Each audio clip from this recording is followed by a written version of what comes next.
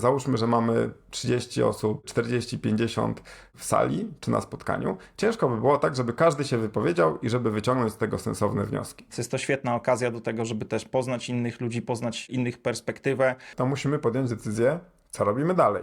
Czy kontynuujemy dyskusję, czy ten temat jest ciekawy, czy już nie chcemy kontynuować. Spotkanie, które będzie konstruktywne, które będzie miało strukturę, gdzie ludzie się nie będą zabijać, że mój temat jest lepszy niż twój. I to oczywiście nie chodzi o to jak w brainstormingu, że nawrzucajmy jak najwięcej tematów i potem przesortujemy. Gotowy?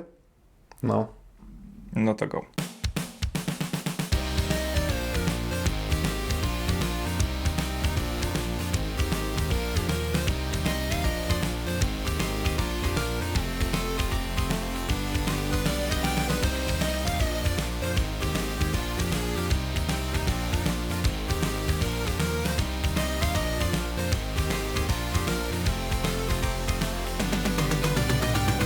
Cześć, witajcie w Nerd Management. Z tej strony Paweł Rykowski. I Krzysztof Rakowski. W dzisiejszym odcinku porozmawiamy sobie krótko o praktycznych technikach robienia spotkań bez agendy, czyli sytuacjach, kiedy musimy coś ustalić, mamy grupę ludzi chętnych do pogadania, porozmawiania, czy to przy okazji mastermindów, mentoringów, może warsztatów, a może konferencji, czy może waszych spotkań firmowych, ponieważ ma to zastosowanie w różnych sytuacjach. I jest to bardzo taki praktyczny sposób na to, abyście w sprawny sposób przeprowadzili spotkanie, które będzie konstruktywne, które będzie miało strukturę, gdzie ludzie się nie będą zabijać, że mój temat jest lepszy niż twój. I jest to bardzo proste do wykonania, więc w kilku krokach powiem wam, jak to zrobić. Ta technika, której powiemy, nazywa się Lean Coffee i ona, zgodnie z taką definicją, pozwala na spotkania, które nie mają agendy. Ale to nie znaczy, że to są chaotyczne spotkania. Tylko to są spotkania takie jak na przykład nasze spotkanie na konferencji Beyond Code, gdzie prowadziliśmy dyskusję na określony temat. To był odcinek 121, możecie zobaczyć linka pod spodem. Czy chociażby właśnie spotkania Mastermind, na których chcemy się czegoś nauczyć, czegoś dowiedzieć albo rozwiązać jakiś problem. Czy jakieś spotkania, gdzie chcemy eksplorować nowe tematy. No i na czym to Lean Coffee polega? Na czym polega to spotkanie bez agendy? Jest kilka prostych kroków. Pierwszy krok jest taki, że musimy się zastanowić nad tym, o czym chcemy rozmawiać, jaki jest ogólnie temat spotkania. No i to przeważnie wynika z kontekstu. Czyli tak jak właśnie chociażby nasze spotkanie na konferencji, no to z góry ustaliliśmy, że temat to jest inspirowanie innych. Mastermind to może być na przykład, że naszym celem jest to, żeby się czegoś nauczyć, żeby się dowiedzieć, żeby wymienić opinię. Kiedy mamy jakieś zagadnienie, jakiś problem, no to tym z góry zarysowanym tematem jest to, że musimy rozwiązać jakiś problem, który się pojawił na przykład w naszym obszarze pracy. I do tego, żeby się zabrać za to wszystko, musimy mieć jakąś możliwość generowania i przyklejania karteczek, więc może to być albo na ścianie z karteczkami, albo na przykład Miro, czy jakaś inna aplikacja, z której korzystacie do tego celu. I na samym początku poświęcamy pierwsze 5 minut na to, żeby każdy wygenerował tematy, o których chce rozmawiać. Mogą to być pytania, mogą to być jakieś zagadnienia do omówienia. I to oczywiście nie chodzi o to jak w brainstormingu, że nawrzucajmy jak najwięcej tematów i potem przesortujemy, tylko chodzi o to, żeby to było coś, co faktycznie jest dla nas ciekawe, faktycznie jest dla nas wartościowe i chcemy o tym rozmawiać. Jest to jeszcze efektywniejsze, jeżeli przygotujemy się z czymś takim przed spotkaniem, wtedy ten czas na spotkaniu jest krótszy. Kolejnym krokiem, kiedy już mamy takie pomysły, przyklejamy sobie do naszej ściany czy w Miro, dobrze zrobić sobie taką prostą tablicę kanbanową, powiedzmy to do, in progress i done. Takie 3 kolumny. W pierwszej kolumnie nam wpadają właśnie te wszystkie pomysły. I kiedy już mamy te wszystkie pomysły zebrane od uczestników, zapoznajemy wszystkich ze wszystkimi pomysłami. Czyli jako facylitatorzy czytamy od góry, jakie tam są pomysły, żeby każdy wiedział, która kartka gdzie jest, jakie tematy są i to jest też moment na to, żeby usunąć duplikaty. Jeżeli jakiś temat się pojawia lub jest bardzo podobny, to warto je ze sobą połączyć, żeby tych opcji do wyboru, tych tematów było relatywnie mało, ponieważ następnym krokiem jest głosowanie. I teraz opcji głosowań na takich warsztatach jest wiele. My zdecydowanie polecamy opcję kropkową, czyli w zależności od ilości uczestników i ilości propozycji, Proponujemy na przykład, że każdy ma po 3 głosy, jeżeli to jest duża grupa, to może tych głosów być na przykład 5 i niech zagłosuje na daną karteczkę. W przypadku aplikacji online typu Miro, tam jest opcja głosowania, wtedy każdy może zagłosować na wybrany przez siebie temat, który go najbardziej interesuje. Też jest jak najbardziej ok, żeby oddać na przykład wszystkie swoje głosy na jeden temat, który kogoś najbardziej interesuje, bo czemu nie? W przypadku karteczek fizycznych po prostu każdy stawia kropkę i później zliczamy te kropki i sortujemy tematy od tych, które są najbardziej interesujące dla jak największej grupy ludzi, zebrały najwięcej głosów, do tych, które są najmniej interesujące dla grupy. No i to, co otrzymaliśmy, to spriorytetyzowany backlog tematów, na które będziemy rozmawiać, o których będziemy dyskutować. I tutaj już zasada jest prosta. Bierzemy pierwszą karteczkę, pierwszy temat, przerzucamy w tym naszym kanbanie do poziomu in progress i zaczynamy o tym rozmawiać. Przeważnie jest tak, że ustalamy jakiś czas, 5 minut, taki timebox do tego, żeby rozpocząć rozmowę na ten temat. No i rozmawiamy. Tutaj oczywiście już musimy pamiętać o różnych technikach facylitacji, zależy od dojrzałości grupy. Czasami wystarczy chociażby na przykład tak jak to robimy na Teamsach czy na Zoomie, można podnieść rękę i wtedy widzimy kolejność, każdy się wypowiada w jakiejś kolejności. Czasem jeżeli to jest większa grupa, mniej zdyscyplinowana, to wtedy facylitator musi pamiętać o tym, kto w jakiej kolejności, wyciągać jakieś tematy, łączyć. Zdarza się też, że chcemy mieć jakieś z tego notatki, chcemy mieć spisane wnioski, więc też musimy pracować nad tym, żeby te wnioski spisywać, podsumowywać, kiedy jest jakiś taki element dyskusji. No ale to już są takie techniki facylitacji, które możecie zastosować zależnie od tego, jaki temat chcecie poruszyć, czy jaka to jest grupa, jaki jest rodzaj tej grupy. I mamy ten timebox 5-minutowy, kiedy dyskutujemy na ten temat.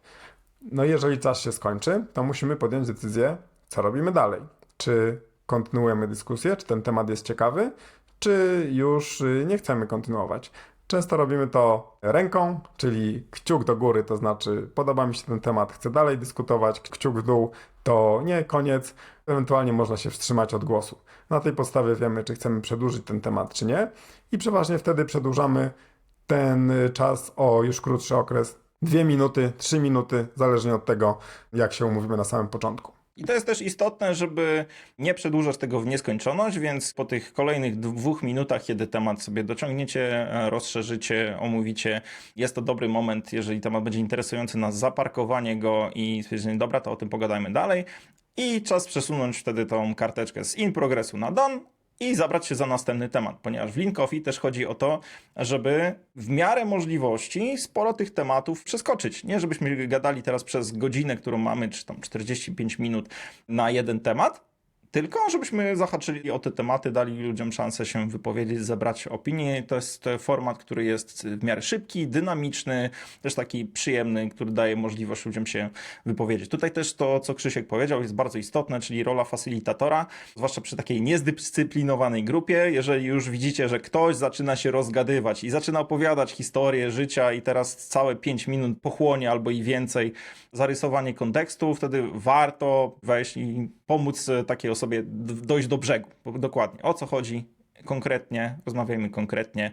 Dlatego też to, co jest istotne, żeby te tematy były w miarę konkretne i to zdecydowanie pomaga. No i na sam koniec, kiedy już sobie przedyskutujemy kilka tematów, przeważnie na takim godzinnym spotkaniu, jeżeli mamy zaangażowanych uczestników, to ciężko jest przedyskutować więcej niż 2, może 3 tematy. To, co warto zrobić przez ostatnie 7 minut spotkania, 5, zależy od liczby uczestników, to żeby przejść sobie tak w kółko i żeby każdy z uczestników powiedział, co ja wynoszę z tego spotkania. Czego się dowiedziałem nowego, albo co było dla mnie ciekawe, co mnie zainspirowało. To służy budowaniu na sam koniec właśnie takiej wartości, takiej świadomości, jaką wartość to dla mnie było, podsumowywaniu, bo nie każdy to robi tak świadomie, więc to nam pozwala, żeby się zastanowić, jaką wartość wynoszę, co jest dla mnie ważne, co jest ciekawe i co wynoszę z tego spotkania. A jeżeli robiliście to w ramach właśnie jakiejś konferencji, meetupu, czy spotkania z ludźmi, z którymi nie widzicie się na co dzień, których dobrze nie znacie, to właśnie te wnioski też pomogą zlokalizować osoby, które mają wiedzę, mają doświadczenie w temacie, który was interesuje. Możecie potem się złapać, połączyć, spotkać, pogadać, iść na kawę, ten temat pogłębić, rozszerzyć i tak dalej. Więc jest to świetna okazja do tego, żeby też poznać innych ludzi, poznać innych perspektywę znaleźć ludzi, którzy mogą wam pomóc rozwiązać dany problem lub od których możecie dowiedzieć się więcej w temacie, który was interesuje. To jest technika Lean Coffee. Jak widzicie, łatwa, prosta, przyjemna i pomagająca zespołowi samo zorganizować się do dyskusji, nawet jeżeli to jest zespół obcych osób, które właśnie pierwszy raz się widzą. I mamy doświadczenia, że to jest stosowane na różnych konferencjach, na różnych meetupach, jako właśnie taki sposób do tego, żeby nie było tak, że to prowadzący cały czas coś mówi i się dzieli swoją wiedzą, tylko żeby każdego zaangażować i każdy mógł coś powiedzieć, ale też żeby to było na temat, który ich interesuje i nie było to zrobione w formie takiej, w której wszyscy się przekrzykują. Inna technika, powiem o niej bardzo krótko, jeżeli jesteście zainteresowani, to też damy linki pod spodem do tego, żeby się zapoznać z nią tak bardziej szczegółowo, ale technika, którą ja lubię w kontekście tego, kiedy mamy temat bardzo ściśle z góry określony, czyli nie mamy tak jak w przypadku Lean Coffee multum różnych pytań i zagadnień, tylko mamy jedno konkretne pytanie, jedno konkretne zagadnienie, jeden konkretny problem i chcemy, żeby na przykład podzielić się doświadczeniem. Chociażby zagadnienie, w jaki sposób motywować i inspirować ludzi, ale to jest jedno po prostu pytanie, bez dzielenia na podpytania. I chcemy zebrać informacje, wnioski od sporej liczby osób. No i oczywiście, załóżmy, że mamy 30 osób, 40, 50 w sali czy na spotkaniu. Ciężko by było tak, żeby każdy się wypowiedział i żeby wyciągnąć z tego sensowne wnioski. Możemy do tego użyć jedną z Liberating Structures, czyli to są takie szablony do spotkań, do współpracy zespołowej, która się nazywa One, Two, For All. I ona polega na tym, że na samym początku dajemy uczestnikom minutę na to, żeby sami się zastanowili nad tym zagadnieniem. Jakie mają doświadczenie, co mają do powiedzenia, w jaki sposób mogą tutaj dodać coś od siebie. Potem, kiedy już te osoby mają te swoje pomysły, przydzielamy je w pary. Oczywiście to jest multum technik. Na żywo to może być policz do 2. W Teamsach, w Zoomie mamy możliwość stworzenia pokoi, gdzie te osoby będą przydzielone. I wtedy te osoby budują na podstawie tych swoich pomysłów, rozmawiają i pracują nad tym, żeby zrobić z tego jedność, żeby wymieniając się te opinie, zobaczyć, czym one się różnią, gdzie są takie same i żeby doszli do jakiegoś porozumienia, zbudowali jakąś formę tych swoich pomysłów. Na to można dać od 2 do 4 minut, zależnie od tego, na ile się spodziewamy, że będzie dużo dyskusji, czasem może być nawet więcej. Potem kolejny etap, czyli 4, łączymy ludzi w 4, czyli znowu załóżmy jakieś 2 pary, łączymy i mamy już 4 osoby, 2 pary, które robią to samo, czyli rozmawiają na temat tych przemyśleń, które mieli wcześniej, wzbogacają to, wymieniają doświadczenia i mają jakieś wspólne przemyślenia, wspólne pomysły. I dopiero potem robimy coś, co przeważnie nam przychodzi intuicyjnie na takich dużych spotkaniach, czyli mamy te 4 i to jest ten etap all. Każda 4 wybiera swojego jakiegoś reprezentanta, przeważnie taka osoba się zgłosi sama i oni mówią, do czego doszli, jakie mają pomysły. Można to zebrać na jakichś, jeżeli to robimy na żywo, często pewnie znacie to z warsztatów różnych, na takich papierach na ścianie czy na tablicach, online oczywiście to też jest łatwo i zbieramy właśnie nasze pomysły, spostrzeżenia, zależnie od tego oczywiście jaki jest temat. I wtedy już mamy bazę wiedzy zebraną od pokaźnej grupy osób, z którą można pracować. Wtedy oczywiście wywiązują się jakieś dyskusje, jakieś doprecyzowania, robimy też deduplikację, ale mamy rezultat pracy tych dużej grupy osób, która była w taki sposób zorganizowany i taki, którym po prostu jest łatwiej zarządzić. Więc to też jest fajna technika, jeżeli mamy trochę więcej osób i chcielibyśmy od nich zebrać różne informacje.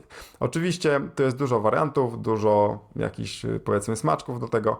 Damy Wam linka do materiałów, z których możecie sobie wyciągnąć te informacje, jeżeli chcielibyście przygotować takie spotkanie. Podsumowując, takie narzędzia do facylitacji, do prowadzenia spotkań, do prowadzenia dyskusji czy wyciągania odpowiedzi właśnie od grupy ludzi, to jest podstawowy warsztat lidera, to jest coś, co bardzo Wam się przyda w codziennej pracy jako lider, kiedy będziecie zarządzać zespołem czy kilkoma zespołami, kiedy tych ludzi będzie więcej, czy też jeżeli będziecie prowadzić różnego rodzaju mentoringi, meetupy, spotkania, czy będziecie występować na konferencjach. Jest to coś, co bardzo się przydaje i bardzo rozwija, ponieważ umożliwia poznanie perspektywy wielu osób w bardzo szybkim i skondensowanym czasie, także zdecydowanie polecamy się tym tematem zainteresować. No i polecamy również do tego, żebyście zapisali się na nasz newsletter na stronie nerd.management/newsletter, żebyście byli na bieżąco z tym, co u nas ciekawego.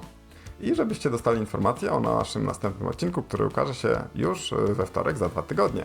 Do zobaczenia i do usłyszenia. Cześć!